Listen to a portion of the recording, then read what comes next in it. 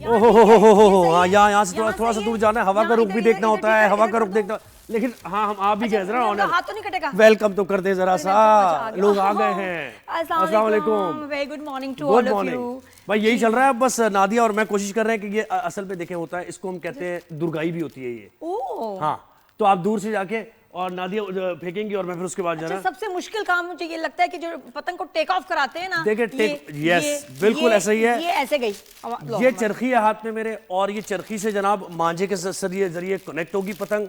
कंधे बंधेंगे पहले और कंधे बंध के पतंग उड़ेगी। जिस हवा के रुख पे आपने उड़ानी, अगर हवा का रुख नहीं है और आप उड़ाने की कोशिश करें, नहीं जाएगी ऊपर। क्या बात है, नहीं जाऊंगी, क्या बात है। और बसंत की ग्रामर का ख्याल रखिएगा खास तौर पे, क्योंकि इसके अलग ही कोई लैंग्वेज है। हाँ। अलग अल्फाज हैं जो आप अगर कुछ और कहेंगे तो लोगों को समझ नहीं आएगी। ये देखिए, ये है अगर आपकी पतंग कट जाए, जो अक्सर हमारी कट जाए करती है, हमारा मांझा ठीक नहीं होता, तो पतंग कट गई है, बहुत ऊपर आपने उड़ाई है पतंग और बहुत ऊपर पेचा हुआ और वहां कट गई है पतंग, तो उसके बाद ये होता है चरखी लपेटने का तरीका।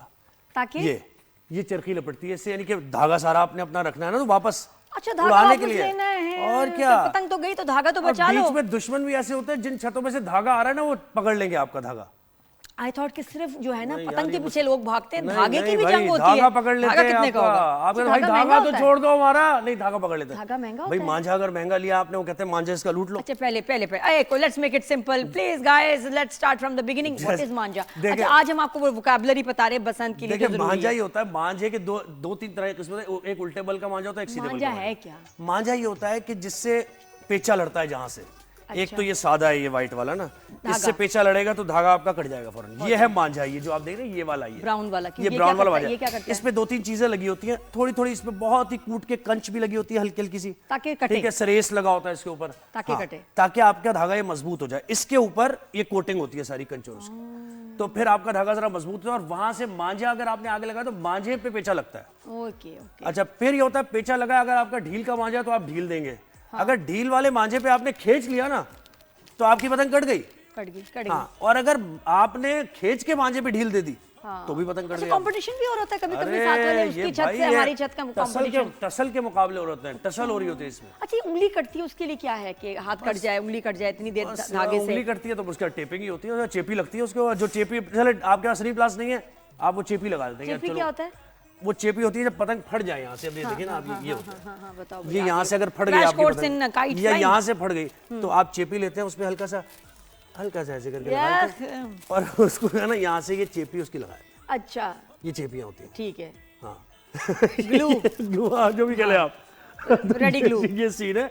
और भी बहुत सारी चीजें बतानी है भाई, शो पे तो बताएं क्या क्या। हाँ बात करते रहेंगे शो पे। तो आज तो मेन तो यही है, क्योंकि शहर में यही है। आपको बताऊं कि लाहौर में 3 दिन रात नहीं होनी, कल से शुरू हो गया, रात नहीं है इस शहर में। 3 दिन रात नहीं होगी, क्योंकि सारी रात होगी बसंत। लाइटें, और ये कि इतनी लाइट कलर की, कहते हैं नाइट फ्लाइंग में तो व्हाइट कलर की ज्यादा काइट्स उड़ाई जाती हैं ताकि नजर आए। तो मुझे बताएं अंधेरा कहाँ है? यस हाँ, और वो रंगों से आसमान दिन में शायद थोड़ी देर लोग आराम करें, लेकिन रात लाहौर में नहीं होनी। भाई 12 बजते हो गया है, 12 बजते सिलसिला शुरू हो गया है, और आसमान पे पतंगे ही पतंगे, और सब एंजॉय कर रहे हैं। बारबेक्यू हो रहा है, छतों के ऊपर रश है, म्यूजिक चल रहा है, मेहंदियां लग रही हैं, जबरदस्त। क्या नहीं हो रहा है, यानी ईद का समय है भाई लाहौर में। बहुत ही प्यारा फेस्टिवल बसंत हमारा दोबारा से पाकिस्तान में, और लाहौर तो ऐसा सज गया जैसा लगता है रात नहीं होगी, दिन में भी थोड़ी देर सोने के बाद 3 बजे से फेस्टिविटीज फिर दोबारा से शुरू हो जाएंगी, शायद उससे पहले भी बिल्कुल ऐसे ही है। तो चरखी लपेटने का हम तरीका बताते रहेंगे आपको। हमें समना कमाल ज्वाइन करेंगी बराह रास्त मनाजिर। अब तो खैर सुबह में शायद लोग थक गए हो, थोड़ा मुझे बताना टेक ऑफ कैसे करते हैं? पतंग ये जो उड़ाने वाला होता है, हवा के रुख को देख के, हवा के रुख को देख के होता है, वो ऐसे करके और थोड़ी सी ढील देते हैं, फिर उसके बाद थोड़ा खींचते हैं, फिर ढील देते हैं। ये एक तरीका है, मुश्किल है, ये एक तरीका है पतंग बताना जरा मुझे, टिप्स देना जी। देखो पतंग जो है ना वो फीमेल है, उसको कंट्रोल करना बड़ा मुश्किल काम होता है। विजुअल्स देखो, ये देखिए आप, क्या बात है। सजना से ओहो, ये वैसे ये मनाजिर होंगे, बात देखिए। लुक एट दिस विजुअल्स में थोड़ा सा मुझे म्यूजिक ही देखो, हम गाते हैं। हाँ, पतंगबाज सजना से, पतंगबाज बलमा से, आंखों आंखों में उलझी डोर, लगा पेचा तो पेचा लगाओ भाई, पेचा तो मच गया शोर। हाँ, दिल जी हुआ या दिल हुआ वो काटा, ये माशाल्लाह तो ये पाकिस्तान अच्छा, तो शो पर भाई थोड़ा सा ये बताना, ये कितने अच्छे बात भाई, कितना अच्छा कि जब खुशी आए ना तो भी खुल के मनाओ। ये देखो ये क्या क्या विजुअल्स, इतनी प्यारी हमारी स्क्रीन है, उस पे दिल खुश हो गया। और एक्चुअली जो इस वक्त वहाँ मौजूद हैं, एंजॉय कर रहे हैं बसंत। अभी तो पार्टी शुरू हुई है जी, तो हम पतंग की बसंत की बात होती रहेगी, बड़ा मजा आने वाला है इस शो पर आपको। फिर उसी से जुड़ा हुआ उस्मा कारदार है जो कि स्पोक्स पर्सन है पंजाब की, वो भी हमारे साथ होंगे, उनसे पूछेंगे क्या इंतजामात हैं, एसओपीज वगैरह का पूछेंगे, नुमाइंदे हमारे एंजॉयमेंट का बता देंगे और एसओपीज हमारी वो बता देंगे। अच्छा, फिर उसके बाद करेंगे, फिर उसके बाद अली हैदर से मुलाकात होगी, फेमस सिंगर। मैंने सोचो ड्रामा किया हुआ है, मेरा जो जिंदगी का पहला शो था 93 में जो मैंने लिंक दिया, वो अली हैदर के गानों का शो था, जो मेरा ऑडिशन भी था और जो मेरी फर्स्ट रिकॉर्डिंग थी वाज फॉर हिज म्यूजिक। चले, जबरदस्त हो गया। अली हैदर से मुलाकात होगी और क्रिकेट की बात होगी। श्रीलंका पाकिस्तान टीम पहुंची है और श्रीलंका बोर्ड ने पाकिस्तान को खत लिख दिया है, क्रिकेट बोर्ड को, कि देखिए हमारा बहुत नुकसान हो जाएगा, हमारे वेन्यूज बुक हो गए, वेन्यू बुक हो गया है, टिकट्स फरोख्त हो गए, टूरिज्म हमारा सफर कर जाएगा, खत्म हो जाएगा टूरिज्म हमारा, और बहुत ज्यादा नुकसान होने वाला है। तो प्लीज आप रिकंसिडर करें इस फैसले को जो आपने इंडिया से ना खेलने का फैसला किया है। तो बड़ी इंटरेस्टिंग अब सूरत हाल बात करना वैसे बुरा नहीं लगता, अच्छा लगता है जिस तरह उन्होंने हमारा वेलकम दिया है, लेकिन बात ये कि ये खत इन्होंने खुद लिखा है या लिखवाया गया है? जी बिल्कुल ऐसे। That is also a question. हाँ, मतलब देखे ना पाकिस्तान क्या सोचता है, बड़ी ही इंटरेस्टिंग फेज में दाखिल हो गई है। अरे इंडिया की जो बेइज्जती हो रही है मैं आपको बताऊं, और बेस्ट तो मोदी जी ने खुद कह दिया पार्लियामेंट में कि जी मेरी सब मुझसे पूछते हैं मेरी सेहत का राज क्या है। Let's start with this. Modi से पूछा कि जी सेहत का राज क्या, कहते हैं कि मैं रोज 2 किलो गालियां खाता हूँ। क्या बात है, रोज कह रहे हैं जी जो मुझे 25 साल से गालियां पड़ रही हैं 2-2 किलो, वो उनकी सेहत का राज है। 2 किलो तो आपको वहीं इंडिया से मिल रही होगी, पार्लियामेंट से, दुनिया से तो आपको रोज की करोड़ों गालियां हैं। अच्छा चले मोदी की बात छोड़े भाई, हम अपने बसंत की बात करेंगे। वो तो काट ही दिया आपने, नहीं याद आ गया। समना कमाल ने में ज्वाइन कर लिया है और हमारे साथ कौन है? सयाम अहमद हमारे साथ हैं, दोनों लाहौर से हमें अपडेट करेंगे कि भाई लाहौर के मनाजिर इस वक्त हैं, क्या क्या जश्न हो रहा है और क्या रेस्ट कर रहे हैं लोग अभी अलसुब, और फिर उठेंगे सारी रात पतंग उड़ाते रहे। जी समना बताइए, आंखों देखा हाल हमसे शेयर करें। नादी और ज़ुहैब, सबसे पहले तो मैं ये कहना चाहूँगी कि इस बसंत के मौके पर आप लोग भी यहाँ लाहौर हैं और हमारी इस खुशियों में शरीक हों, क्योंकि यहाँ पर इन तीनों दिन काफ़ी ज़्यादा हल्ला गुल्ला और बहुत मज़ा आने वाला है, क्योंकि बसंत लाहौर और पंजाब की सकाफ़त का अहम हिस्सा है और तवील अरसे बाद बसंत की बहारें लौट आई हैं। रात 12 बजे ही लाहौर में जश्न का समा था और लाहौरियों ने बसंत के इस जश्न को भरपूर अंदाज में खुशामदीद का। लाहौर के मुख्तलिफ इलाकों की छतों पर जो है बच्चे बड़े बुजुर्ग सभी छतों पर चढ़ गए और पतंगे उड़ानी जो है वो रात गई ही शुरू हो गई। और रात के वक्त ही लाहौर का जो आसमान है वो रंग बिरंगी गुड्डियों से जो है वो सज चुका था। और जैसा कि नादिया आपने कहा कि लाहौर में अब 3 दिन रात नहीं होने वाली, तो ये आपने बिल्कुल ठीक कहा, क्योंकि रात के वक्त इतनी ज़्यादा लाइटनिंग का एहतमाम किया गया था कि ऐसा लग ही नहीं रहा था कि रात का वक्त है। जबकि रात 12 बजे ही सूबाई वज़ीर इत्तलात अज़मा बुखारी ने दिल्ली गेट अंदरून लाहौर जाकर वहाँ पतंग उड़ा के जो है इस फेस्टिवल का जो है वो आगाज़ किया। जबकि इस वक्त मैं लिबर्टी चौक में मौजूद हूँ और मेरे अकब में अगर ज़ुहैब आपको दिखा सके तो यहाँ पर जो है बड़ी गुड्डियाँ नस्ब की गई हैं और पंजाब की सकाफत दिखाने के लिए यहाँ पर मॉडल्स भी लगाए गए हैं। चूँकि सुबह का वक्त है, लोगों ने पूरी रात गुड्डियाँ उड़ाई हैं, तो अभी लोग आराम कर रहे हैं। तो कुछ लोग मैं देख रही हूँ जो दूसरी शहर से आ रहे हैं वो लिबर्टी चौक का यहाँ पर रुक कर है, क्योंकि यहाँ पर उनके लिए काफी ज्यादा इंतजामात भी किए गए हैं। यहाँ पर वो सेल्फी हमारे साथ ही रहे। एक हैंडसम आदमी भी खड़ा हुआ है हमारे साथ। क्या समना बात पूरी करो। आज रात की बात है, जिसने बताया कुछ होने वाला है आज रात क्या? जी बिल्कुल ऐसा ही है कि हुकूमत पंजाब की जानिब से यहाँ जहाँ लिबर्टी चौक में मौजूद हूँ यहाँ पर जश्न का एहतमाम भी किया गया है और यहाँ पर अभी मैं देख रही हूँ कि इंतजामात किए जा रहे हैं, चीज़ें यहाँ पर लाई जा रही हैं और यहाँ पर जो है काफ़ी ज़्यादा हल्ला गुल्ला होने जा रहे हैं। जबकि गुज़िश्ता रात भी हमने देखा कि यहाँ पर जहाँ मैं खड़ी हूँ यहाँ पर पाँव रखने की भी जगह नहीं थी, तो आज रात भी इसी तरह हमारे साथ रहे। एक बड़ा हैंडसम लड़का भी खड़ा है हमारे साथ और उसने स्पेक्स भी लगाए हुए हैं। श्याम मुझे बताया कहाँ मौजूद हैं आप, किस छत पर है और किस तरफ? पतंग की तरफ ही रुख है ना, या कहीं इधर उधर देख रहे हैं? देखिए ज़ुहैब, नादिया, लाहौर की ये शान है कि ये हर कोई मौका जाने नहीं देते। इनकी दुआएं रंग ले आई हैं क्योंकि बसंत का त्यौहार लाहौर में एक बार फिर वापस आ गया है। लाहौरी जो है किसी भी मौके की हर मौके की तलाश में रहते हैं, रातों को वैसे ही जागते हैं और बसंत का फिर मौका हो तो ये इसे खूब इंजॉय करते हैं। पकवान इन्होंने दोस्त हमराज को बुलाया, पकवानों पर खूब पास साहब गए, सारी रात पतंगे उन्होंने छतों पर उड़ाई है। एक बात कि इस बसंत में हवा का बड़ा फैक्टर है, जब हवा भी जो है हवा तेज होती है तो गुड्डे उड़ाने का मजा आता है, पेचे लगाने का हवा है, आज हवा है, उड़ाने का मजा आएगा। और जो पतंग है वो अपनी गरीब टीम की जल्दी कट जाएगी। यहाँ पर अब से कुछ देर बाद यहाँ पर हल्ला गुल्ला भी होगा, जिसके जो है इसके बाद कुछ हल्ला गुल्ला भी होगा, 2 टीमें बनाई जाएंगी हरीफ टीम की, और जो भी है गुड्डो 50-50 गुड्डो, 2 टीमों ने 50-50 गुड्डे जो है। भाई गुड्डी नाराज तो नहीं है? कहीं गुड्डी गुड्डी ये कह रही हो कि भाई मैं उड़ना नहीं चाहती और क्यों उड़ा रहा हूं? नाराज तो नहीं है? गुड्डियां सब ठीक है? सबसे ऊंची उड़े और वो अपनी हरीफ टीम को चारों खाने चित करे, और जब भी कोई पतंग करती है तो वो काटा की सदाएं पूरी फिजा में गूंजती हैं। और सारी रात यही होता रहा है, लाहौरी वैसे ही जागते हैं सारी रात। इन्होंने छत पर बीम लाइट्स लगाकर जी समना की तरफ बढ़ते हैं ना जी समना बताइए कि रश बहुत है, लेकिन क्या लोग जो है SOPs का ख्याल कर रहे हैं? सेफ्टी मेजर्स जो अनाउंस हुए हैं उनका ख्याल किया जा रहा है? खिलाफ वर्जियां तो नहीं हो रही?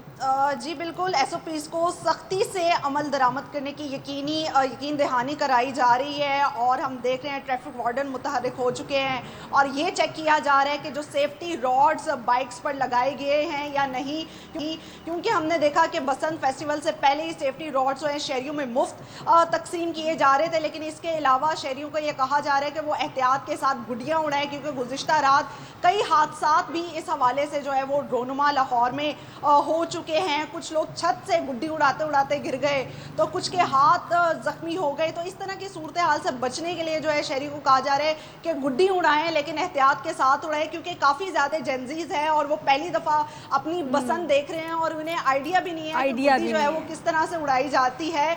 तो सबसे पहले जो है उनके लिए ज़रूरी है कि वो सीखें कि गुड्डी उड़ाने के SOPs क्या हैं, तभी वो जो है वो गुड्डी उड़ाएं। और इसके अलावा जो है इस बात को यकीनी बनाया जा रहा है कि QR कोड वाले गुड्डे ही जो है वो शहरी जो है वो लाजमी उड़ाए, क्योंकि QR कोड के बगैर आपने अगर कोई गुड्डा उड़ाया और अगर आप पकड़े गए तो आप पर जो है वो सख्त कार्रवाई की जाएगी। इस हवाले से जो है लाहौर अच्छा श्याम, बिल्कुल सख्ती से जो है SOPs पर जो है श्याम मुझे बताए कोई ये पाबंदी तो नहीं है कि गुड्डे और गुड्डी का पेश नहीं हो सकता?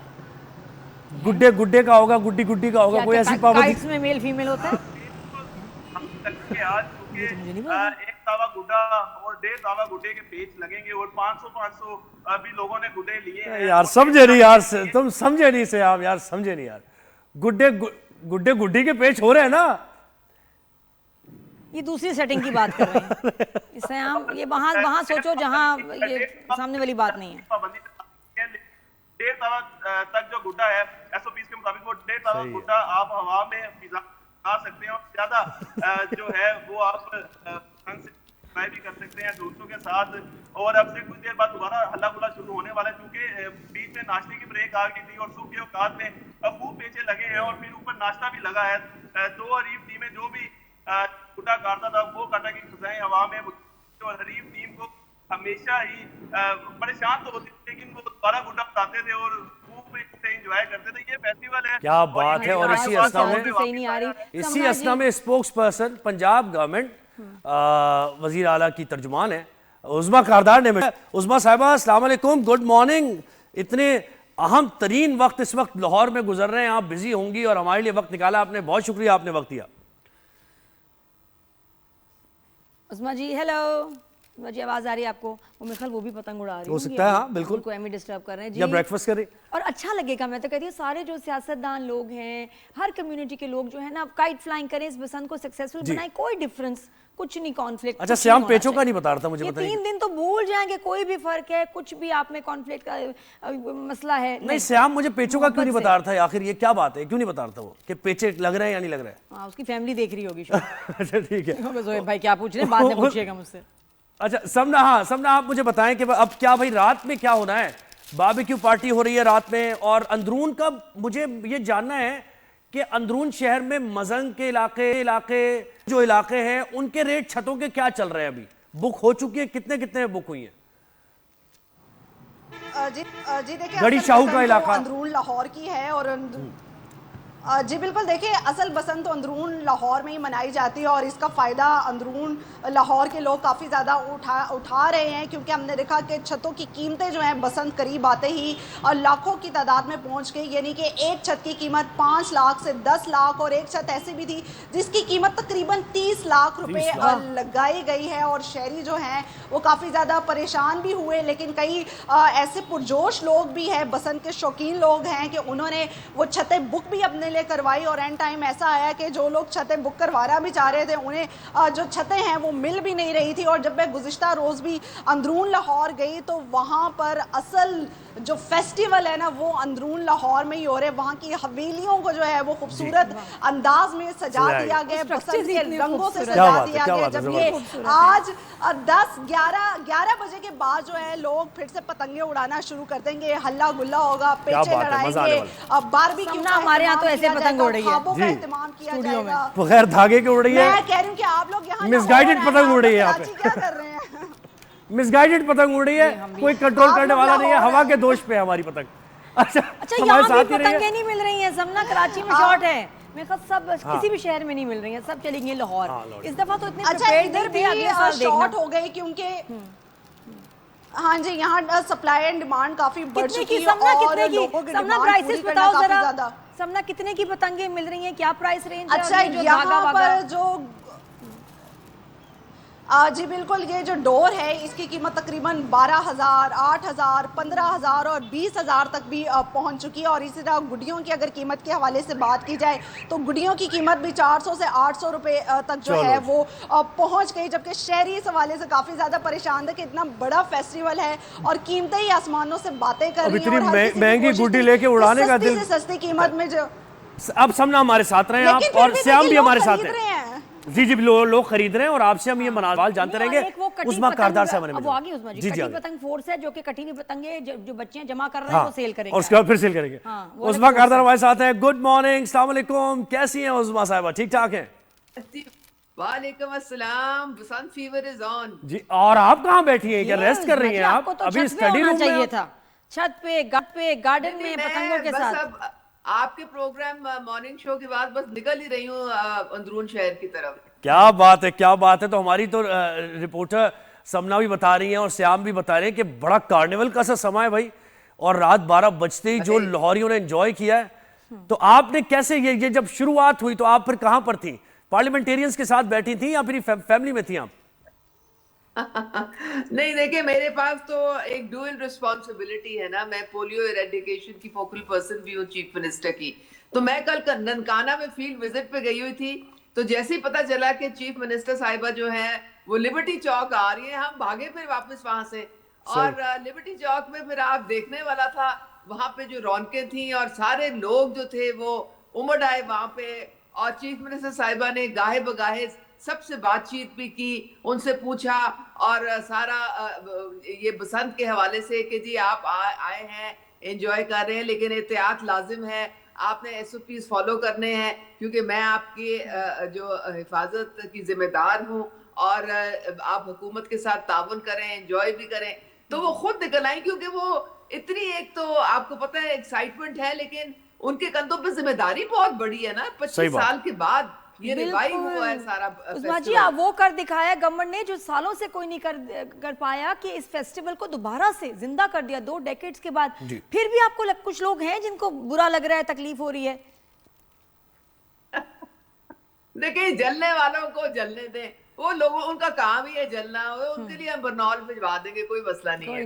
लेकिन लेकिन ना उनको पब्लिक बहुत खुश है, कारोबारी लोग खुश हैं। हाँ, इतनी बड़ी देखिए, सिर्फ एक तो फन तो है ही 3 दिन का फेस्टिवल, लेकिन इकोनॉमिक एक्टिविटी, करोड़ों का बिजनेस हुआ है, कितने लोगों का फायदा हुआ है। बिल्कुल ऐसे ही। तो वो जरा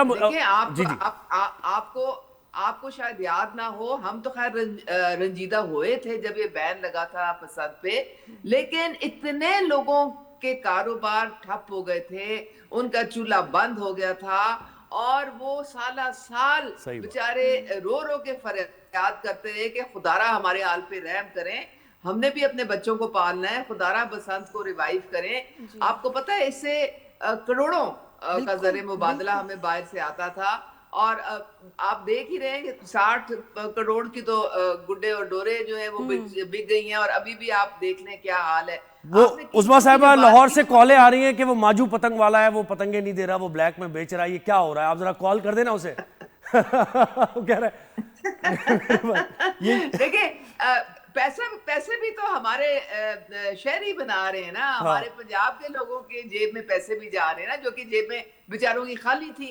वो अब जब डिमांड और सप्लाई में इतना फर्क आ जाए, डिमांड ज्यादा हो जाए, सप्लाई कम हो जाए, तो मरियम नवाज साहिबा ने इसका भी नोटिस फौरी लिया है। उन्होंने एक लेटर निकाला है, उन्होंने इजाजत दे दी है मुल्तान में, गुजरांवाला में, फैसलाबाद में कि आप भी मैन्युफैक्चर करें और अपना रजिस्ट्रेशन करा के बार कोड के साथ, और आप भी भेज दें या बसंत के लिए ना ये सारा सामान। तो अब जब वहां से भी सामान सारा आ रहा है तो इंशाल्लाह ताला ये थोड़ा सा बेहतरी की तरफ कीमतें जाएंगी। मुझे लग रहा है अगले साल और भी बेहतर होगा, और भी सेफ होगा, और एक्टिविटी होगी। बिल्कुल ऐसे दूसरे अभी शहरों में टाइम होगा, कम मिला था। दुनिया भर से लोग आएंगे, टूरिज्म के लिए कितना अच्छा है, कितने गोरे आएंगे, कितने दूसरे नेशनलिटीज के लोग आएंगे कि जी फेस्टिवल में तो लोग जाते ही यही हैं कि जिस मुल्क में फेस्टिवल चल रहा हो वहां जाओ, और ऐसा फेस्टिवल। आपको पता है कि ये टूरिज्म के लिए एक बड़ा जो बूस्ट था, और हम पहचाने जाते थे बसंत से, लोग पूरी दुनिया से आते थे, लेकिन हमने अपनी नालायकी की वजह से इसे खो दिया, और ममालिक इसको ले गए, और वहाँ टूरिज्म जो है वो वहाँ डाइवर्ट हो गया। लेकिन अब मरियम नवाज साहिबा ने जो दबंग फैसला लिया है, अब ये सारी रौनकें वापस आ रही हैं, ये सारा रेवेन्यू वापस आ रहा है। बस कराची के गुड्डों से पेचा लगेगा आपका, जरूर हम एक मुकाबला करेंगे। अब कराची लाहौर का बसंत का होगा, पतंगबाजी का, फिर पता चलेगा मांझा किसका अच्छा है। है ही सेलिब्रेशन का, जैसे हमने जंग लड़ी, जैसे इंडिया को हराया, और जैसे हमारी तरक्की हुई है, जैसे हमारा नाम दुनिया में रोशन हुआ, ये साल है ही सेलिब्रेशन का। दिल खोल के सेलिब्रेट करें। बिल्कुल, आप यही समझे कि हम ये मार्का हक की सेलिब्रेशन कर रहे हैं। चले, जबरदस्त है, बहुत शुक्रिया उस्मा साहब, आपने वक्त दिया हमें। और बस जाते जाते समना से हमने थोड़ी सी बात करनी है, और उसके बाद हमें श्याम से बताएं भाई अब क्या मूड है भाई, 3 दिन क्या है प्लानिंग, क्या किया आपने? रिपोर्टिंग तो करनी है, साथ साथ एंजॉय भी करना है। बस ये 3 दिन की मसरूफियात। जी देखिए, अगर मैं अपनी बात करूं तो मैं ड्यूटी के साथ साथ ही अपनी बसंत जो है वो मनाऊंगी। अभी अंदरून लाहौर यहाँ जाऊंगी, वहाँ कवरेज भी करूंगी, साथ गुड्डी भी उड़ाऊंगी, क्योंकि मेरा भी फर्स्ट टाइम है, तो मैं भी पहले SOPs के साथ ही गुड्डी उड़ाना सीखूंगी, फिर गुड्डी भी उड़ाऊंगी, साथ कवरेज भी होगी, और कुछ हल्ला गुल्ला भी होगा, क्योंकि मतलब आता ही नहीं है ये नए बच्चों को कहाँ पता काइट फ्लाइंग का। मेरे बच्चों को नहीं पता, क्योंकि 20 साल में जो बच्चे पैदा हुए, जो बड़े हुए, उनको क्या पता। चले भाई, अब 3 दिन तक तो हम आपको अपने शो पर होता ही रहेगा, आपसे बातचीत होती रहेगी। बहुत शुक्रिया सबना, आपने वक्त दिया, श्याम आपने वक्त दिया हमें, आने वाला है जी। अच्छा, आप देखिए, मैं आपको एक बात बताता हूं, अब जो है ना, जब आपके पास एक नई चीज जो है ना, हमारे बच्चों को पता चल रही है कि हमारे कल्चर में कितना जबरदस्त एक फेस्टिवल जो बैन कर दिया गया 2 डेकेड्स के बाद, अब दोबारा शुरू हुआ है, कितनी मजेदार। मैं आपको एक चीज दिखा रहा हूँ, थोड़ा सा मांझा अगर खरीदने के पैसे आपके पास, तो मांझा ऐसे मिलता है आपको। ये क्या भाई, ये इस तरह करके मांझे वाला जो है ना, वो जो पतंग वाला है, वो ये लपेटता है कि भाई इतने का दे दो मांझा, ये। अच्छा, अब क्या होगा इससे? ये हो गया, ये बस इस तरह वो लपेटता है उसको। हाँ, ये भी देखा मैंने। ये करके, अब इससे क्या होगा? फिर बच्चे लाते हैं और ये हजारे के आगे लगा के मांझा उड़ाते हैं। बहुत सारी टिप्स है, मैं आपको दूंगा। गुड्डी ऐसे ही नहीं पकड़ी जाती, गुड्डी को काबू करना पड़ता है, तो गुड्डी काबू आती है। किस गुड्डी की बात कर रहे हो? ये बस अब मैं बता रहा हूँ आपको, 1 मिनट के बाद पतंग कहो, गुड्डी ना कहो, कंफ्यूजिंग है। द पतंग्स। अच्छा, मैं दोबारा ट्राई करते हैं। आप ब्रेक लें, हम दोबारा ट्राई कर रहे हैं स्टूडियो में, क्योंकि हाई रूफ है, शायद ये उड़ भी जाए। गुड्डी देखो, ये कौन सी? जोएब, ये वाली उड़ाओ ना, ये वाली उड़ाओ। ये मैं इसको ऊपर कर रही हूँ। रेडी? इसमें ऐसे करते हैं, वो भागते हैं पहले।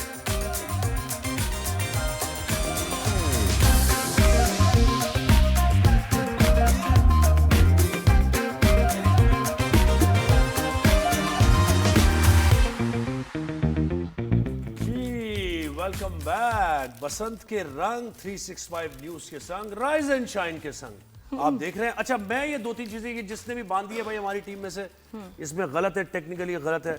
ये गलतियां निकाल रहे हैं ना आज हमारी। ये करने यहाँ बंधेंगे, थोड़े से यहाँ नीचे होंगे। अच्छा, ये सुराख यहाँ नहीं होने चाहिए थे, पहले सुराख कर दिया आपने, गलत किया।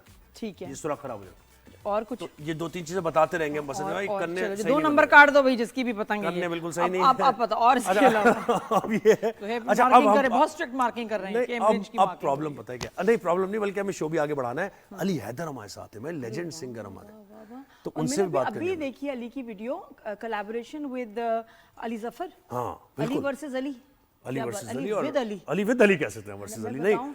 तो जनाब अली हैदर का जबरदस्त गाना इजाजत के नाम से ये गाना है, और रिलीज होते ही इस गाने ने धूम मचा दी है। अली हैदर के गाने आपको पुरानी जीन्स और गिटार, जालिम नजरों से, तुम ना हमको देखो, मर जाऊंगा और या कोई है, ये भी एक गाना था, थोड़ा सा क्लासिकल टच।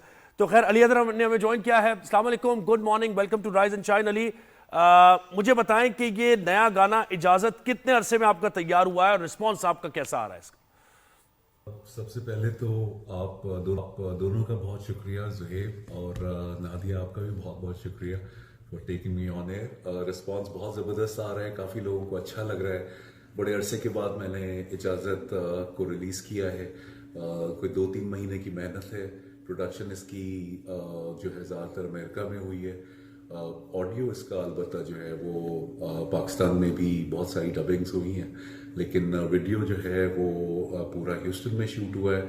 और यहीं का जो हमारा लोकल टैलेंट है, जिसमें नजम फजल पाश, वेरी फेमस आरजे, उन्होंने इसमें जो है फीचर किया है।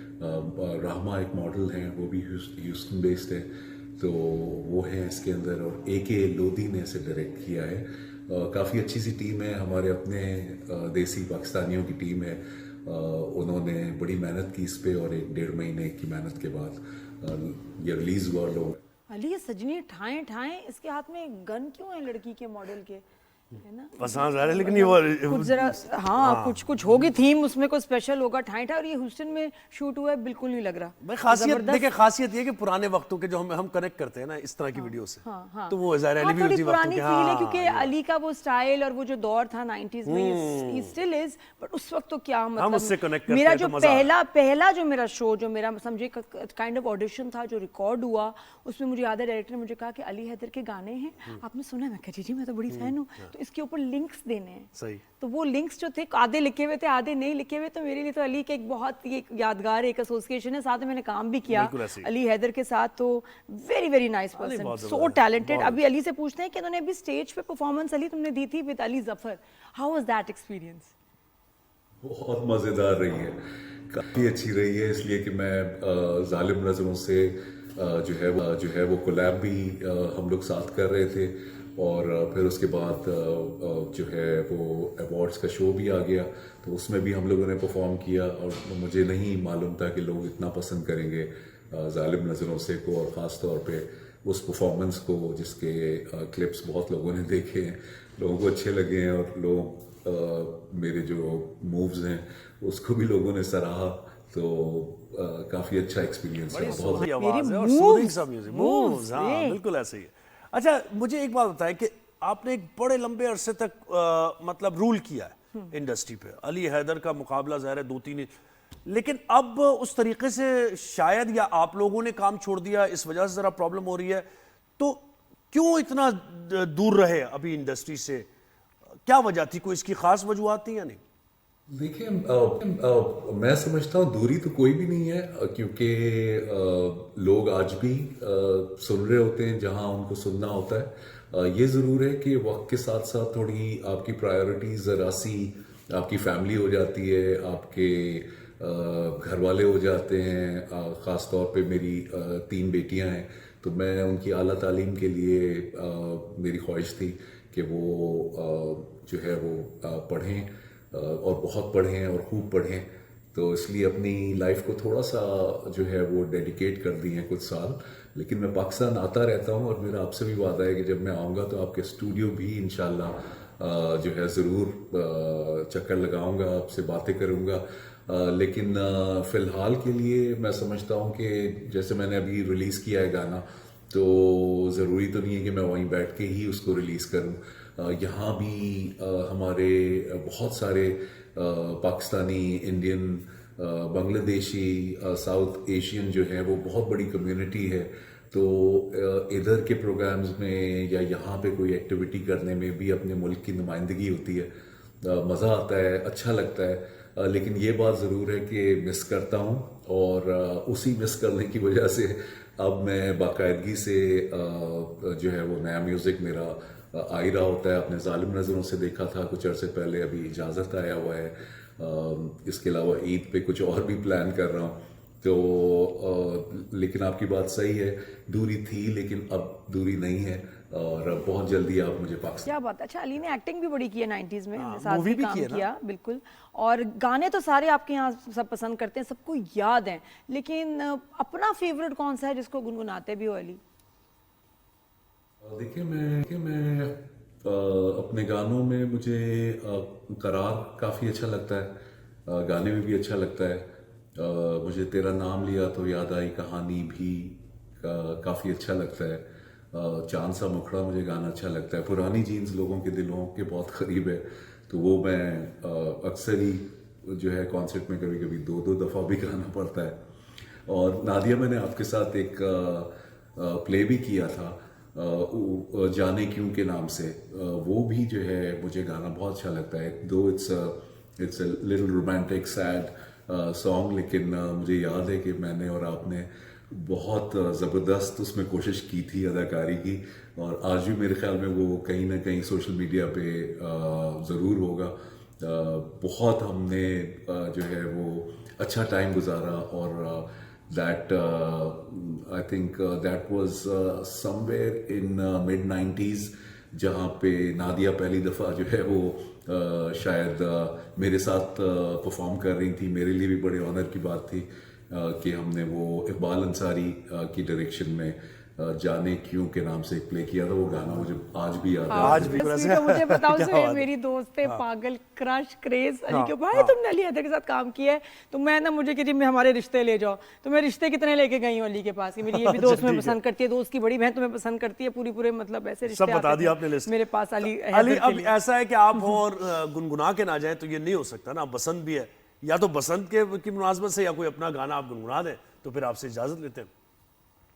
जी, अच्छा सा जो है वो सबसे पहले तो मुझे यही कहना है कि मैं 365 न्यूज़ वालों का बहुत बहुत शुक्रिया कि उन्होंने मुझे ऑन एयर लिया। ज़ुहैब, आपका भी बहुत बहुत शुक्रिया, ये वंडरफुल, माशाल्लाह बहुत अच्छे प्रेजेंटर हैं आप। और नादिया, आपका भी बहुत शुक्रिया। आपसे यही कहना है कि आप बहुत लोगों को परेशान करती हैं, बहुत ज़्यादा उनकी टेक भी कर रही होती हैं, जो कि फ़नी भी लगता है, अच्छा भी लगता है। तो मुझे सिर्फ यही कहना है, कीप इट अप। ज़रूरत है हमें ऐसे लोगों की, उसी की वजह से हम लोग भी ठीक रहते हैं। आपकी नज़र बस शुक्रिया के साथ साथ जाते जाते इजाज़त की एक लाइन पेश कर देता हूँ। ओ इजाज़त अगर दिल का हाल सुनाऊं, जितने भी आसमान पर सितारे हैं, मैं तुम्हें इतना चाहूं, मैं तुम्हें इतना चाहूं। क्या जबरदस्त, इमोशनली हो गई ऑनेस्टली। पुराने हमारे पुराने साथियों में से, और मुझे बहुत दुख हुआ था जब अली मूव्ड अब्रॉड। मुझे बहुत दुख हुआ, मुझे लगा हमारी इंडस्ट्री के लिए बहुत बड़ा लॉस है when he moved, but it's so nice to see you again. और जबरदस्त म्यूजिक, आवाज बड़ी सूदिंग सी, आप रिलेट कर सकते हैं। पुरानी जीन्स जब आया तो क्या मतलब सब क्रेज था लोग। हर गाना अली का, हर गाना एनर्जी, इतनी खूबसूरत आवाज, और इतने हमारा 90s हमारा जो है ना भरा हुआ है अली के गानों से, म्यूजिक से। और मैं भी पता है अपने दो पुराने दोस्तों से रिसेंटली मिली, एक अली से, अभी अली हैदर से, और एक मैं शहजाद रॉय से मिली।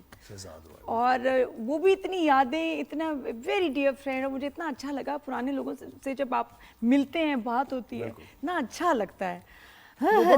जाके कैंटीन में बैठना, कौन सी गाड़ी है जिसमें ये कैसेट नहीं लगी होती पैसे उधार, बस यादें रह जाती हैं, कुछ छोटी छोटी बातें रह जाती हैं, बस यादें। हर ब्रेक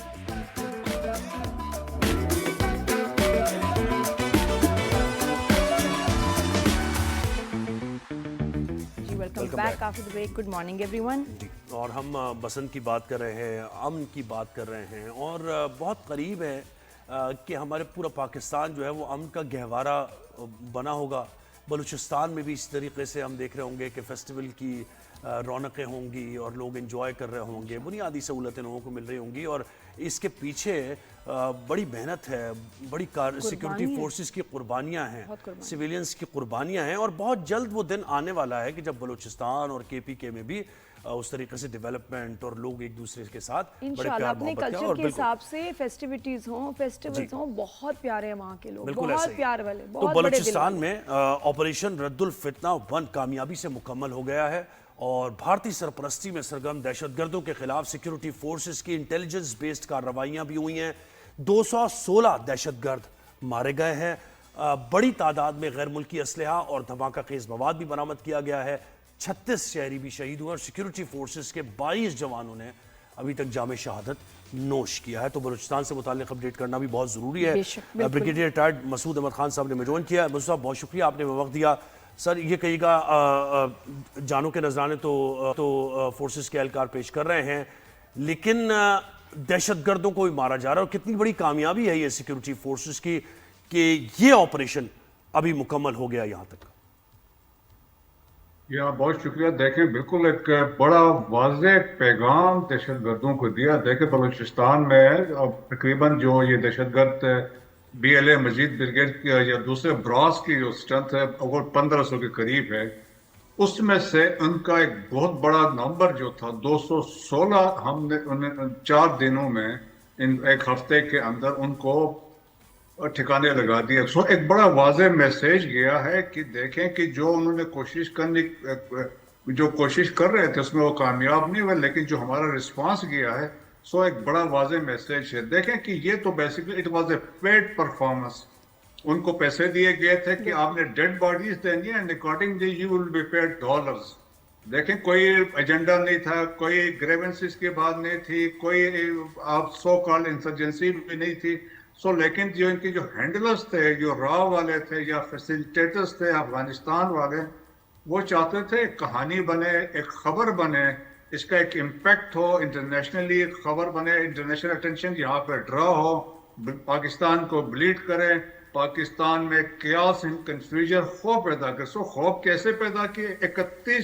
36 बलोच जो हैं, गरीब लोग हैं, वो शहीद किए इन्होंने। सो दे वांटेड टू क्रिएट, सो एक कंसेप्ट यही था कि खौफ पैदा करें। और जो बलूचिस्तान के अंदर इन्वेस्टमेंट हो रही है, चाइनीज आ रहे हैं, जो प्रोजेक्ट्स यहाँ पे डेवलपमेंट हो रही है, अगर बलूचिस्तान में डेवलपमेंट इसी स्पीड से होती रहेगी तो जो 100 का ड्रामेबाजी हो रही थी कि ग्रेवेंसेस से, वो तो सारे खत्म हो जाएंगे जब सारी चीजें एड्रेस होंगी। सो दैट्स वाई देखें, इट वाज ए स्टेज जो अटैक्स थे बाई ईरान ने फैसिलिटेट किया, क्योंकि एकदम नहीं हुए, इनको कंसीव किए गए, प्लान किए गए, इनको एग्जीक्यूट कर दिया गया था। लेकिन सिक्योरिटी फोर्सेस ने जिस तरह रिस्पॉन्ड किया, मैं तो समझता इट वाज ए ब्लिट्जक्रीग रिस्पांस। चाहे वो पाकिस्तान आर्मी थी, फ्रंटियर कोर वाले थे, पुलिस वाले थे, और जिस तरीके से उनको पेशा किया गया, उनको एलिमिनेट किया गया। सो वाज़ेह मैसेज है, the abettors, the planners and executors, they will be taken to task. इसमें कोई माफी नहीं होगी। बिल्कुल ब्रिगेडियर साहब, ये बड़ा बुरा इमेज अफगानिस्तान का दुनिया को जा रहा है कि जी terrorist for hire, for sale, suicide bombers for sale, for hire. तो वहाँ की गवर्नमेंट का तो हम देख ही रहे हैं बुरा हाल है, लेकिन जो उनके नौजवान हैं उनको नहीं बुरा लगता कि उनके भी ख्वाब होंगे कि हमने भी दुनिया के साथ चलना है, तरक्की करनी है, हमारी भी इज्जत हो, हम कहीं जाएं, कहीं इनको वीज़ा नहीं मिलता, कोई इनको पूछता नहीं है, अंदर से रेजिस्टेंस नहीं उनकी आती, वो नहीं कोई अपने हक के लिए लड़ेंगे इस गवर्नमेंट से? नहीं है। देखें कि जिस तरीके से इंडोक्ट्रिनेशन हो रही है अभी, जिस तरीके से अभी जिस तरह अफगानिस्तान से इतलात आई हैं कि जिस तरह क्लास कंपोजिशन उन्होंने कर दी है, सोसाइटी को वापस पीछे ले गए हैं, जो कहते हैं ना स्टोन एज पे लेके गए हैं, वही क्लास कंपोजिशन जो हिंदुओं में है वो यहाँ पे लेके आए हैं कि एलिट का एक एलिट क्लास है, एक स्कॉलर्स की क्लास है, एक दरमियाने क्लास है और एक गुलामों की क्लास है, जो इंडिया में है, जो कंसेप्ट है वही है। और फिर ज्यादा जोर है मदरसों पे, बाकी एजुकेशन तो है ही नहीं ना, खवातीन की एजुकेशन बने, उनके जॉब्स बने।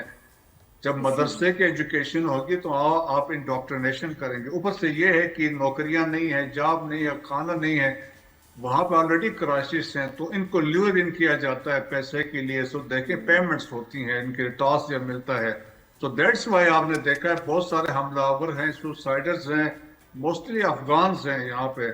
जो 28 सुसाइड हमले पाकिस्तान में हुए उसमें से 18 के जो सुसाइडर्स थे वो अफगानी थे, और पिछले साल 236 अफगानी जो फितना और ख्वारिश के साथ आए थे वो मारे गए हैं। जी जी। सो ये पैसा है, फिर ड्रग्स का इस्तेमाल, इवन जो अभी जो बलूचिस्तान में वाकया हुआ उसमें बहुत सारे ड्रग्स और इंजेक्शंस रिकवर हुए हैं, क्योंकि उनको इस हालत में लेके आते हैं जी, ताकि वो नशा देते हैं उनको कि उनको होश ही ना हो कि क्या कर रहे हैं। साहब ये बताएं कि ये भी खबर है कि इन दहशतगर्दों के पास गैर मुल्की असलहा था, तो मास्टरमाइंड्स जो हैं इनके उन तक कैसे पहुंचा जाएगा? क्योंकि देखें ना कि हम दहशतगर्दों को मारते रहेंगे, वो उनको बनाते रहेंगे दहशतगर्दों को, तो ये बड़ी कार्रवाई की भी अभी जरूरत है सेकंड फेज में। यहाँ देखें अब एक बड़ा फायदा हुआ है जब से ये वाकया हुआ, तो उससे ये हुआ है कि जो हमारे सिक्योरिटी फोर्सेस है, इंटेलिजेंस एजेंसीज है, इन्होंने इनके फैसिलिटेटर्स को ढूंढ लिया है। इनके जो यहाँ पे जिन्होंने इनको शेल्टर किया, जहां से ये आए थे, जो इनको वेपन्स दे रहे थे, क्योंकि इनके जो कम्युनिकेशन की इंटरसेप्शन हुई है, इनकी लोकेशन ट्रेस हुई है, कहाँ कहाँ बैठे हुए थे। सो उससे वो जो सोशियो इकोनॉमिक लिंक था वो भी एस्टेब्लिश हुआ है। सो मेरे ख्याल में आप देखेंगे नेक्स्ट 2 महीनों में बहुत सारी चीजें सामने आएंगी, और ये जो गवर्नमेंट ऑफ बलूचिस्तान ने भी एक डिसीजन लिया है कि जिन लोगों के ये लोग थे जो फैमिली से बच्चे हैं या उनके ब्लड रिलेशन से हैं, उनसे भी अभी तहकीकात की जा रही है, उनसे भी अंडरटेकिंग्स लिए जा रही हैं, क्योंकि ये चीजें एस्टेब्लिश हुई, सो दे आर नो एक्सपोज्ड। तो उससे बड़ा फायदा होगा। मजीद जो इनके लिंक्स हैं, वो चेन जो है पीछे से सारे कंफर्म होंगे। लेकिन ये है कि जो पीछे आप जाएंगे तो आप जाके पहुंचेंगे निमरोज में, आप हेलमंड में पहुंचेंगे, आप कंदहार पहुंचेंगे, कंदहार से आप काबुल चले जाएंगे। ये चेन है। वेपन्स एंड इक्विपमेंट आपको पता है कि अमेरिकन छोड़ के गए थे, वो स्टेट ऑफ आर्ट वेपन्स थे। कंदहार में, पंजवाई में एक तो बहुत बड़ी मार्केट है। अफगानिस्तान देखें ड्रग्स के बाद सेकंड बड़ी जो सोर्स ऑफ इनकम है, that is through the sale of these weapons and equipment to terrorist organisation across the globe.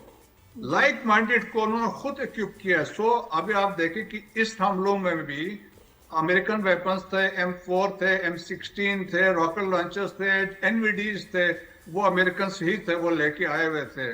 तो मेरा ख्याल में प्रेसिडेंट ट्रम्प ने भी कहा था कि we have left billions, tens of billions of dollars of worth of weapons and equipment, top of line stuff उन्होंने कहा था कि हमें इसको वापस लेना चाहिए। सो मेरे ख्याल में एक रियलाइजेशन अमेरिका में भी है। लेकिन उससे ये हुआ है कि देखिए, आप वाशिंगटन पोस्ट ने रिसेंटली एक स्टोरी उन्होंने कैरी की, CNN ने की, तो उन्होंने कहा कि यही हथियार अभी देखें कि खित्ते में भी हो रहा है, लेकिन आलमी अमन में भी यही दहशतगर्द, चाहे इस्लामिक स्टेट है, अल-कायदा है, वो भी इनको इस्तेमाल कर रहे हैं। तो मेरा खतरा पाकिस्तान के लिए नहीं है, रीजन के लिए नहीं, आलमी अमन के लिए भी अब खतरा है। बिल्कुल ऐसा। तो ये भारत जो इनको इस्तेमाल कर रहा है, एक्सप्लॉइट भी करना और बहुत सारी कॉम्पनसेशन भी देते होंगे, तो क्या किस किस्म का लालच इनको दिया जाता है कि ये जो है भारत के इशारों पे नाचते हैं और अपने यूथ को आगे कर देते हैं उनको कि भाई जाओ इनको इस्तेमाल करो, कि जाने चली जाएं, मर जाएं, और बिल्कुल बेमानी मौत बगैर किसी मकसद के, तो क्या उनको भारत पेश करता है इनको? अब एक स्टडी मैंने पढ़ी थी, उसमें लिखा कि जो इनका एनुअल बजट है फितना और ख्वारिश का, वो $60 मिलियन है। सो $60 मिलियन कहाँ से आ रहे हैं? कहीं से पैसा तो आ रहा है ना। क्या है, एक तो ओपनली हमें पता है इंडिया से भी आ रहा है, लेकिन इसके अलावा और भी ताकतें हैं जो यहाँ पे पैसा, they are pouring in money, जो डॉलर्स यहाँ पे आ रहे हैं। क्यों डॉलर्स मुस्तहकम है अफगानिस्तान में? क्योंकि डॉलर्स इलीगल मीन्स से आ रहा है। फिर आप देखिए $43,000 की पे है मंथली, जो TTP कमांडर जो है, कमांडर की तो वो महसूद साहब $43,000 ले रहा है मंथली। तो आप बताएं फिर इनके हॉस्पिटल्स की मेंटेनेंस हो, ये वो लॉजिस्टिक्स सारा खर्चे निकाल के, एक्सपोर्ट है कोई नहीं, बिल्कुल उगा नहीं रहे, डेवलपमेंट कुछ नहीं, वहां डॉलर वाकई बड़ी बड़ी अजीब बात है ब्रिगेड साहब कि वो कैसे स्टेबल है भाई इसका। और आपको क्या और कौन से ममालिक आपको लगता है कि इसमें जो उनकी सॉफ्ट कॉर्नर या सपोर्ट भी है अफगानिस्तान के लिए? देखें, एक तो अनफॉर्चुनेटली मैं कुछ का नाम नहीं लूंगा, आप देखें कि एक तो इंडिया तो ओपनली है, अफगानिस्तान है, कुछ वेस्टर्न कंट्रीज से, कुछ मिडिल ईस्ट से भी हैं। तो मेरा ख्याल में अभी यहाँ पे हर एक अपना इंटरेस्ट प्रोटेक्ट करे। जो मिडिल ईस्ट के कंट्रीज से हमारे बड़े अच्छे ताल्लुकात हैं, लेकिन वो अपना इंटरेस्ट प्रोटेक्ट कर रहे हैं। यहाँ पर आपको पता है गवादर की डेवलपमेंट हो रही है, जिससे किसी को बहुत सारों को खतरा भी है। बिल्कुल। So that's why हर एक अपना जियोपॉलिटिक्स बिल्कुल ऐसे वो उसका भी जियोपॉलिटिक्स में है। मेरे साहब एक और चीज मुझे बताइएगा कि ये तो देखें इस हवाले से भी काबिल तारीफ है कि यूएस अफगानिस्तान में नहीं लड़ सका और उन्हें भागना पड़ा क्योंकि टेरेन इस इलाके का ऐसा है। फिर बलूचिस्तान का बॉर्डर अफगानिस्तान से मिल रहा है, तो मजीद एफर्ट चाहिए होती है सिक्योरिटी फोर्सेस को उन तक पहुंचने में, उनको मारने में, उनके नेक्सस को तोड़ने में। जी हाँ, देखें मैं एक चीज क्लियर कर दूं कि अफगानिस्तान में एक मिथ बनाई गई है कि हमने ये किया, हमने इनको शिकस्त दी, हमने उनको शिकस्त दी। तो ये ऐसा कभी भी नहीं है, बिल्कुल इसे मिथ है, कहानी है। बल्कि ये देखें कि जो सोवियत यूनियन को शिकस्त हुई वो आप समझ लें had it not been Pakistan support, आपकी इंटर सर्विसेज इंटेलिजेंस की सपोर्ट नहीं होती, आपके पाकिस्तान की सपोर्ट नहीं होती, आपके खुद लोग फिजिकली लीडरशिप आपकी वहां अंदर अफगानिस्तान में लड़ रही थी, उस वक्त लड़ा रही थी लोगों को। एक वो थे अमेरिकन आए, मिडिल ईस्ट के कंट्रीज आए। So jointly we force Soviet Union को वहां से विड्रॉ करवाया, it was not Afghanistan. Similarly अभी अमेरिकन गए हैं, तो अमेरिकन तो ऐसे तो नहीं गए ना, एक दोहा एकॉर्ड हुआ उसके बाद वो चले गए, एक बातचीत के बाद गए हैं। तो उनको भी किसी ने इस तरह ये नहीं कह सकते कि हमने उनको शिकस्त दी है। रही बात ये है कि पाकिस्तान अब प्रोएक्टिवली कर रहा है ऑपरेशन या इंटेलिजेंस बेस्ड ऑपरेशन की बात कर रहे हैं। जिस तरह देखें कि बलूचिस्तान में मैक्सिमम हुए 75,170 के करीब ऑपरेशन पूरे पाकिस्तान में लास्ट ईयर हुए थे, उसमें 58,000 ऑपरेशन थे वो बलूचिस्तान में हो गए हैं। सो पाकिस्तान ने प्रोएक्टिव ये ऑपरेशन क्यों ये हमले हुए हैं, क्योंकि पाकिस्तान सिक्योरिटी फोर्सेस प्रिवेल कर गए थे, इंडिया को सेटबैक्स हो गए थे, ये फितनॉल हिंदुस्तान के जो मोराल था वो डाउन हो गया था। सो देयरफॉर दे वांटेड कि एक तो इनका मोराल को अप किया जाए, पैसा उन्होंने पंप किया। फिर रीजनल जो डायनेमिक्स को लेट्स नॉट फॉरगेट कि ईरान में क्या हो रहा है, मिडिल ईस्ट में, पर्शियन गल्फ में क्या हो रहा है। फिर आप देखें कि हमारे सरहदों के नजदीक ही एक और इजराइलीज भी आ चुके हैं। सो देयर इज अ ट्राइका नोटर्स भी काम कर रहे हैं। बिल्कुल ऐसे सर, आप बिल्कुल सही कह रहे हैं। ब्रिगेडियर रिटायर्ड मसूद अहमद खान साहब, बहुत शुक्रिया, आपने हमें वक्त दिया। और अब बिल्कुल आप सही कह रहे हैं, अब ये फैसला को करना है, भारत को करना है कि वो खित्ते में अमन चाहता है या नहीं चाहता। बिल्कुल, और वो जितनी भी शरारतें करें, हमारी माशाल्लाह मिलिट्री इंटेलिजेंस, उनका नेटवर्क, उनकी स्ट्रेटजीज बहुत स्ट्रांग है, हमारी फोर्सेस बहुत स्ट्रांग। तो एक ब्रेक हमने यहाँ पर लेनी है, ब्रेक के बाद वापस आएंगे, दूसरा क्रिकेट की बात करेंगे, क्रिकेट में पॉलिटिक्स की बात करेंगे। नई जो पेशरफ्त हुई है, लेटर लिखा है श्रीलंकन बोर्ड ने, पीसीबी को इंटरेस्टिंग फेज में दाखिल हो गई सूरत हाल। एक ब्रेक और क्या रिक्वेस्ट की इस पे बात करेंगे after the break. Keep watching, good morning.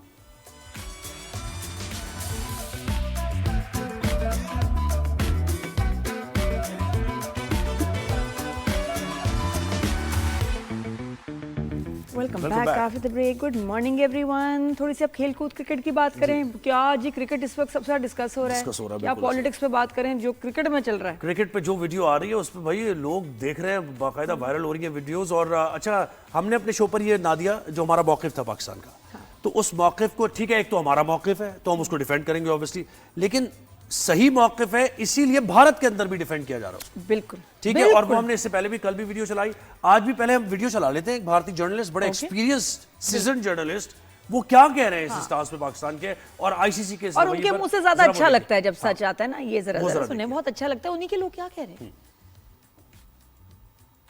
चाहिए कि पाकिस्तान इज इक्वली इंपॉर्टेंट और valuable to the world cricket जो इंडिया और ऑस्ट्रेलिया और बाकी है। पाकिस्तान को दरकिनार नहीं कर सकते। जो ये जो लोग आजकल चलाते हैं ना ट्विटर पे, कहाँ पाकिस्तान की क्या औकात, औकात बहुत ज्यादा है। इंडिया और पाकिस्तान की जो टक्कर होती है ना, जब हारते हैं या जीतते हैं, उससे बड़ा कोई मुकाबला नहीं हो सकता। तो इसलिए सीरियस डिसीजन है। और ये इन अंग्रेज लोगों को मैं बार बार कहता हूँ, किसी एक देश की मोनोपोली अच्छी नहीं है किसी भी क्रिकेट में, हो चाहे मेरा देश हो किसी और का। जब मैं purely as a sports reporter कह रहा हूँ, मैं एक इंडियन होने के नाते भी कह रहा हूँ, जो एक गेम को, क्रिकेट की ब्यूटीफुल गेम को प्यार करता है, किसी एक देश की मोनोपोली अच्छी नहीं है। और ये गलतफहमी में नहीं रहना चाहिए। और दूसरा सबसे लास्ट चीज, आईसीसी को भी समझ आया, जब कह रहे थे ना पाकिस्तान छोड़ देगा, आयरलैंड को लेटर लिखा था, आयरलैंड वाले साफ रिजेक्ट कर दिया। हमारे पास इतना टाइम नहीं है, वी आर नॉट प्रोफेशनल्स, हमें तुम इतना पैसा नहीं दे रहे हो। आईसीसी का सबसे बड़ा पैसा तो 3 देश लेके बैठे हुए श्रीनिवासन साहब के बाद, बाकी सबको बैंकरप्ट किया हुआ। 10, 11, 8 नेशन खेलने वाले नहीं है, उनमें से सबको निकालते जाइए, फिर खेलेगा कौन? आप ही खेलोगे, 2-4 लोग आपस में खेलते रहना, एक रणजी ट्रॉफी की और टीम बना देना, उसमें ऑस्ट्रेलिया रख देना, उसमें एक इंग्लैंड, और यही 12 में खेलते रहना। इससे कड़ी तनकीद क्या हो सकती है? रणजी ट्रॉफी रख देना, इंग्लैंड को बुला लेना, ऑस्ट्रेलिया को बुला लेना, रणजी ट्रॉफी में खेलो, अपनी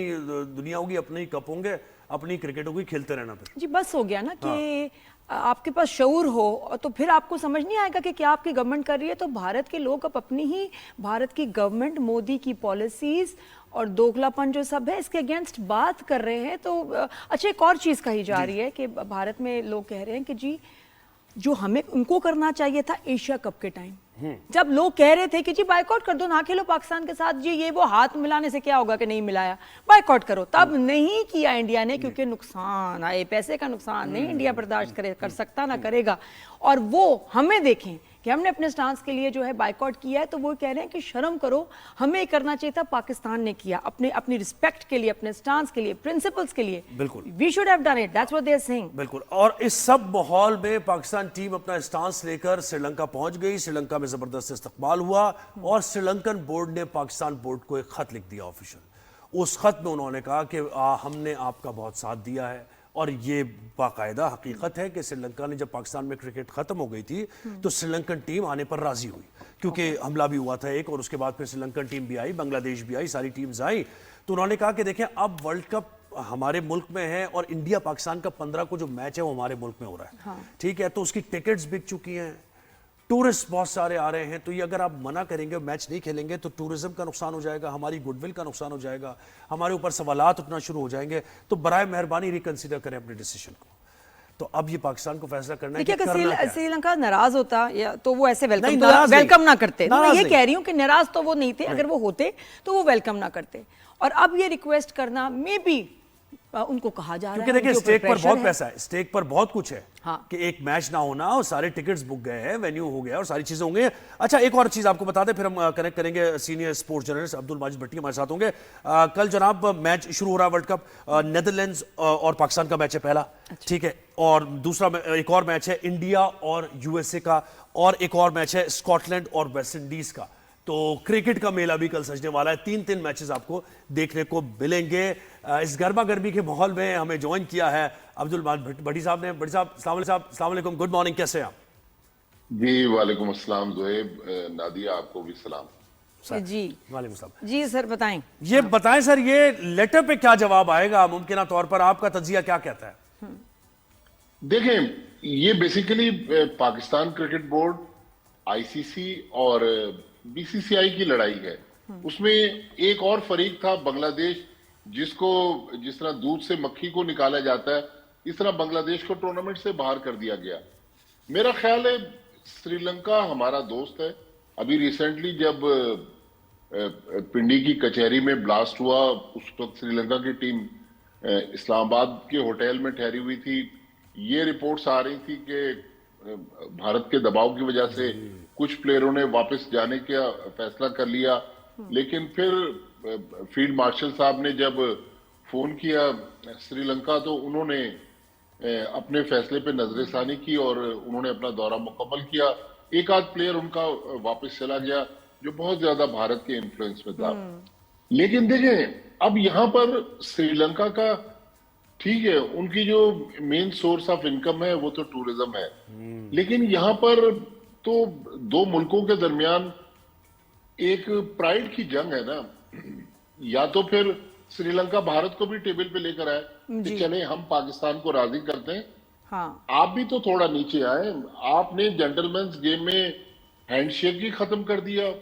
आप प्रेस कॉन्फ्रेंसेस को लग रहा है कि बीजेपी का कोई रहनुमा प्रेस कॉन्फ्रेंस कर रहा है, तो ये अब पाकिस्तान की प्राइड का मसला है। देखें, बिल्कुल सही। अब ये गेंद पाकिस्तान क्रिकेट बोर्ड के कोर्ट से निकलकर गवर्नमेंट ऑफ पाकिस्तान के पास चली गई है। परसों जो कैबिनेट मीटिंग में शहबाज शरीफ साहब ने बात की है, तो अब तो ये गवर्नमेंट ऑफ पाकिस्तान की पॉलिसी है। तो बोर्ड का लेटर नहीं, बट साहब थोड़ा इन डेप्थ एनालिसिस करें ना, बातें छुपाए नहीं ना, इन डेप्थ। ये फेस सेविंग भी हो सकता है, ये बहुत से लोगों के लिए फेस सेविंग भी हो सकती है। मैं नाम नहीं लूंगा, लेकिन एक विंडो ओपन की है श्रीलंका ने कि अगर चले भारत है ना। बिल्कुल आप सही कह रहे हैं, ये भारत ने फेस सेविंग के लिए एक विंडो ओपन की, लेकिन पाकिस्तान अगर यहां से वापस जाता है तो पाकिस्तान की फेस सेविंग क्या होगी? फिर ये जो भारत में जो बीसीसीआई के माउथ पीस सहाफी हैं, वो जो बैठे हुए पाकिस्तान के खिलाफ सुबह से शाम तक जहर उगल रहे हैं, वो क्या कहेंगे? वो कहेंगे जी पाकिस्तान ने घुटने टेक दिए, पाकिस्तान ने बिल्कुल जी माफिया मांगी। लेकिन ये भी तो हो सकता है ना, पाकिस्तान की देखिए, अगर फॉर सेक ऑफ आर्गुमेंट बात करें, पाकिस्तान की फेस सेविंग क्या होगी? फेस सेविंग छोड़े, यानी पाकिस्तान का मौक़िफ़ क्या होगा? भाई हमारा एक ऐसा मुल्क श्रीलंका जिसने हमारी सपोर्ट की है, पहले हमला हुआ था, उसके बाद फिर वो टीम आई, अभी हमला हुआ, फिर टीम नहीं गई, ठीक है, और पूरे लेटर में लिखी है उन्होंने ये चीजें। तो पाकिस्तान ये कह सकता है कि भाई हमारे बड़े ताल्लुकात हैं, क्रिकेट के टर्म्स हैं उनके साथ, तो चले आप कह रहे हैं तो फिर नहीं, लेकिन आई स्टिल डोंट, क्योंकि आपका नुकसान होगा। नहीं माजिद भाई, मुझे सही नहीं लगता, क्योंकि ये पाकिस्तान और श्रीलंका का मामला नहीं है सिर्फ। जब वो आपने मैच और टीम का हवाला दिया, that was between Sri Lanka and Pakistan, under protest खेल। यहाँ पाकिस्तान और भारत का मामला है, तो इसमें श्रीलंका का इतना बात मानना, हमें अपने इंटरेस्ट देखना है पहले। देखिए, एक और बात है कि आज ये जो सारा शोर हो रहा है, चाहे श्रीलंका करे, चाहे भारत करे, चाहे आईसीसी करे, वो इसलिए कर रहा है कि सबको माली नुकसान हो रहा है। पाकिस्तान भारत के इस एक मैच में जो 15 फरवरी को होना है, तकरीबन ये अनकंफर्म फिगर्स हैं, $500 मिलियन जो है वो स्टेक पर हैं। तो पाकिस्तान को क्या मिलता है? पाकिस्तान को मिलता है आईसीसी का जो सालाना प्रॉफिट है, उसमें से 5 से 6% का रेवेन्यू, जो $37-38 मिलियन सालाना पाकिस्तान को मिलता है। भारत को कितना मिलता है? भारत को मिलता है $120 मिलियन, ऑस्ट्रेलिया को $120 मिलियन, इंग्लैंड को $120 मिलियन। और आईसीसी की अर्निंग कहां से आती है? बड़ी साहब, उनको करेगा हिट, तो ये उनको ज्यादा करेगा। नहीं, आईसीसी की अर्निंग कहां से आती है? वहीं से आती है जोएब। एक जमाने में आईसीसी के को 50 के करीब मेंबर मुल्क थे।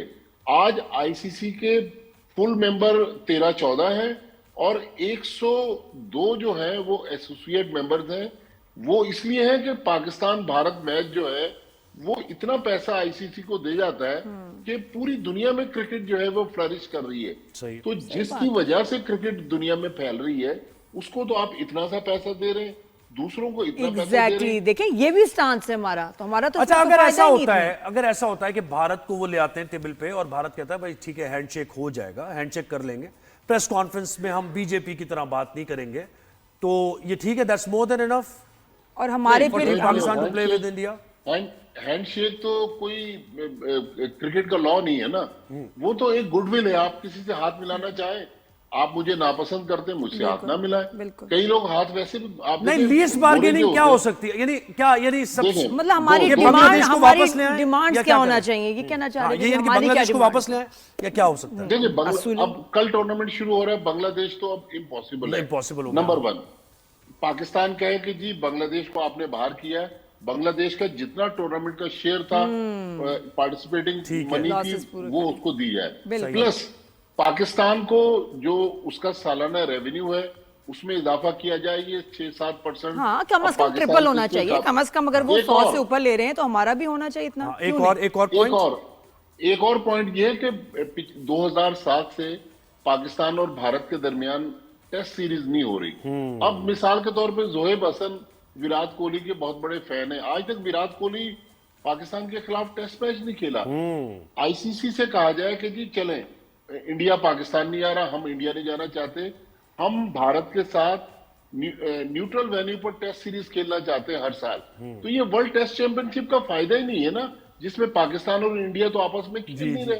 तो ये WTC का जो साइकिल है, उसमें न्यूट्रल वेन्यू पर ऑस्ट्रेलिया या इंग्लैंड में पाकिस्तान इंडिया की साल में एक सीरीज पाकिस्तान अपना होम ग्राउंड। अच्छा, और ये डिमांड्स ऐसी है कि ये इन पे नेगोशिएशंस हो सकती है, यानी कहीं ना कहीं भारत थोड़ा सा पीछे जा सकता है। फायदा ही है देखा जाए, सिर्फ वो आपकी वो जो भारत की ईगो है उसको उनको करना पड़ेगा काउंटर। हाँ, यानी ऐसा कुछ नहीं है कि भारत ये कहेगा कि नहीं ये नॉन नेगोशिएबल, ये तो हम करेंगे। जी, और भारत की तरफ से ये प्रपोजल हो, ये कि नहीं हम गए, ये क्लियर होना बड़ा जरूरी है। वो फिर एकदम डिनाई करते हैं कि नहीं हमें बुलाया था पाकिस्तान ने, सीज फायर का इन्होंने कहा था, फिर जो झूठ प्रोपेगेंडा चलता है।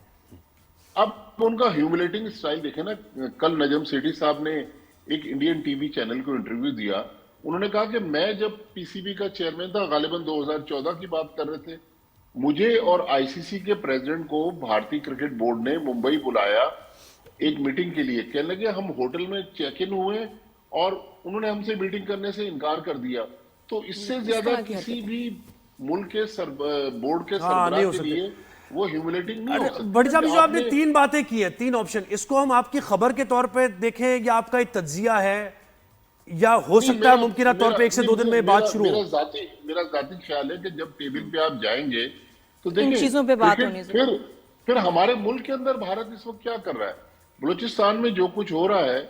मोहसिन नकवी साहब का मैंने टेलीविजन पे सुना, जब वो वजीर दाखिला के हैसियत से मीडिया से बात कर रहे थे। उन्होंने कहा कि हमारे पास ठोस शवाहिद मौजूद है कि बलूचिस्तान में जो दहशतगर्दी है वो भारत करवा रहा है। तो चले, वो तो एक अलग मामला है। नहीं, ट्रॉफी नहीं लेना उनसे, वो कितनी गलत बात थी। अच्छा भाई साहब, एक चीज बताएं, एक खबर सुनी मैंने कहा बताएं उसकी, या तो कंफर्मेशन कर दें कि बांग्लादेश जो है अपना T20 कप शुरू कर रहा है 3 टीम्स के साथ, उन्होंने अनाउंस किया है। तो उसमें 3 टीम्स कौन सी होंगी, और ये सही है खबर?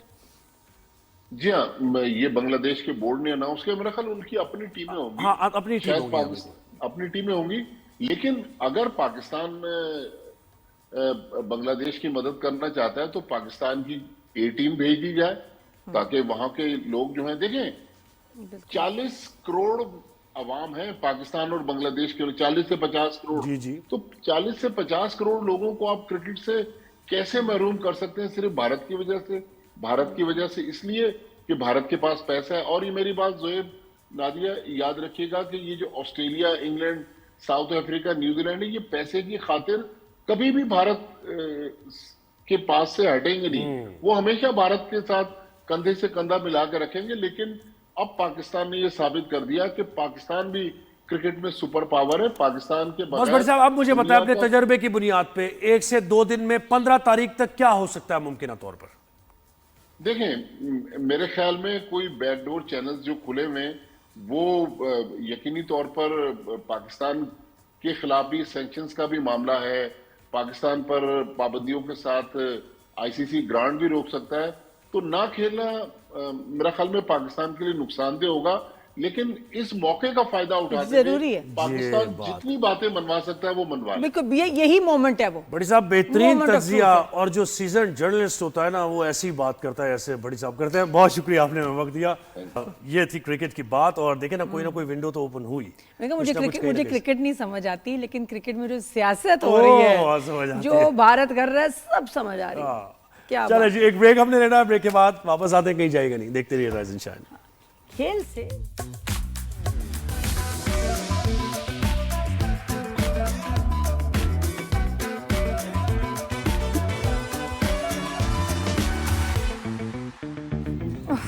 बहुत सस्पेंस है, इतना किसी फिल्म में सस्पेंस नहीं होता जितना ये क्रिकेट को लेकर सस्पेंस चल रहा है आजकल। ज़ोहेब, अब क्या चल रहा है, अब क्या बात है, क्या हुआ है, टैरिफ के मामला कैसे चल रहे हैं, मुझे बताएं ना। क्योंकि कितना मीडिया देखती रहती हूँ, जब इतना कुछ पता है तो फिर आपको बताना भी तो पड़ेगा। टैरिफ, अच्छा जी, पहले तो ये मोदी का जो बयान अभी इस वक्त वायरल हो रहा है कि पार्लियामेंट में कह रहे हैं, खुद कह रहा है वो मोदी कि भाई मुझसे सब पूछते हैं कि तुम्हारी सेहत का क्या राज है। तो मोदी कहते हैं मैं ये उनको बताता हूँ कि रोज मुझे 2 किलो गालियाँ पड़ती हैं, और 25 साल से पढ़ रही है, वो सेहत का राज है। सब हंसे, इम्यूनिटी बूस्टर है उनका। ये मतलब ये एक्सेंट्रिक तो है भी, लेकिन ये पागल भी हैं बहुत हद तक, अपने ऊपर बड़े मजेदार बात करते हैं। वैसे 2 किलो कम नहीं है, मुझे लग रहा है कि सिर्फ पार्लियामेंट से 2 किलो गालियां मिलती होंगी, दुनिया से तो हजारों किलो आपको मिलती हैं, वो नहीं आपको पता। उससे तो और ग्लो आ गई होगी आपके चेहरे पे, इफ यू थिंक सो। अच्छा, एक तो ये बात। दूसरा सीरियस मैटर ये है कि अब वहाँ का मीडिया बहुत बात कर रहा है टैरिफ पे, ठीक है जी, 50% टैरिफ ट्रंप ने इंडिया पे लगा दिया। सब बड़े अपसेट थे, क्या हो रहा है ये, वो जाके बात करें, कुछ करें, नुकसान हो रहा है, मैं किसानों का नुकसान, यूथ का नुकसान, हर एक का नुकसान। तो अब क्या हुआ कि जी डिस्कशंस हुई हैं बड़ा, तो जी बड़ी खुशियां इन्होंने मोदी साहब ने बनाई कि अब 18% हो गया सिर्फ पाकिस्तान का 19 है। अच्छा, हमारा 19 18। अब उसमें कैच जो ट्रम्प तो जी आपको पता ही है, पहले अपना फायदा देखते हैं। उन्होंने साथ में शर्त लगाई इंडिया पे, अब समझे इस बात को कि ठीक है टैरिफ हो गया 18%, लेकिन मिनिमम 100 बिलियन की आपको जो है इंपोर्ट्स करनी पड़ेंगी फ्रॉम यूएस। यानी यूएस की प्रोडक्ट्स आपको यूज करना पड़ेगी। कमल अगर नहीं किया तो टैरिफ बढ़ेगा, कि मतलब यूएस से चीजें मंगवाओ। हाँ। अच्छा, नॉर्मली एक साल में ड्यूटी दो। जी अब नॉर्मली भारत मंगवाता था इनसे सामान, जो भी इंपोर्ट्स करते थे यूएस से, वो थी 41 बिलियन की। 41 बिलियन से बढ़ के हो गई 100 बिलियन पर ईयर की बात है। और ये कॉन्ट्रैक्ट है अगले 5 साल तक, 500 बिलियन की इन्होंने अगले 4 साल बल्कि उसमें इनको इंपोर्ट्स करनी है। मुझे बताएं कि 59 बिलियन का तो यहाँ नुकसान हो गया। और आप देखें ना 1.5 अरब की आबादी है उनकी, उनको पता है यूएस को कि अगर ये हमारी प्रोडक्ट ही जाती रही तो फिर इंडिया की अपनी जो प्रोडक्ट है वो तो ज़ाहिर बैठती जाएगी ना। जी बिल्कुल, फर्टिलाइजर्स मंगवाने पड़ेंगे, हर चीज वहां से आपको खाने पीने चीजें, हर चीज का मशीनरी वगैरह सब मंगवानी पड़ेगी यूएस से। तो आपका जो वहां का जो था ना कि मेड इन इंडिया, वो तो खत्म हो गया। आपको इंपोर्ट आपकी चॉइस नहीं रह गई। This makes you a slave. और यूएस को 1.5 अरब की मार्केट में स्लेव बन गए, जो हमें बड़ा बोलते हैं कि पाकिस्तान बड़ा कर्जा लेता है, ये भीख मांगते हैं, वो आप देखिए जो आप स्लेव बन गए यूएस के, कि आपको अब उनसे खरीदना ही पड़ेगा। जी हाँ, गले से निकालेंगे वो आपके ये, तो ये वजह 100 billion dollars. Are you ready for that? 50 के करीब जा रहा था, 18% इसलिए हुआ है। नहीं, ये ना टोपी पहनाई है मोदी ने पब्लिक को कि देखो मैंने तुम्हारा टैरिफ कम कर दिया, लेकिन साथ में 59 बिलियन डॉलर्स का नुकसान भी कर दिया every year, which you have to pay. Like it और जॉब डन मिस्टर मोदी, आप इसी तरह काम करते रहे। ऐसे बर्बाद पाकिस्तान की दुश्मनी में और इस खित्ते में आग लगाने के चक्करों में आप इसी तरह यही काम करते, यही कांड करते रहे आप जी। तो बस फिर अपने मतलब जिस मुल्क को जरूरत ही ना हो इंपोर्ट, जिसकी नॉर्मल जरूरत ही 41 बिलियन की हो, अब जबरदस्ती 100 बिलियन आपको लेना पड़ेगा, तो इसमें क्या जीत है? शर्म की बात है, बहुत बड़ी हार है और सिर्फ लोगों का नुकसान है। मोदी को निकालो। हाँ, और स्पोर्ट्स में पॉलिटिक्स करो, क्रिकेट में इसी तरह करते रहो, अपने मुल्क की खुद बर्बादी का सामान करते रहो। लोग खड़े हो रहे हैं आपके खिलाफ और हम इंडियन जर्नलिस्ट की बातें आपको दिखाई जा रहे हैं बिल्कुल कि वो कितनी तनकीद करें। खैर, अब हमें क्लोजिंग करनी है। अपना फीडबैक जरूर दीजिएगा शो से मुतालिक। ज़ुहैब और नादिया को दीजिए इजाजत, इंशाल्लाह आपसे मुलाकात। और हैप्पी बसंत मनाइए, दिल खोल के पतंगे उड़ाएं, काटें, एंजॉय करें, खाना पीना, music. This is time to celebrate Pakistan. Happy Basant to everyone. Good day गुडिया होना है।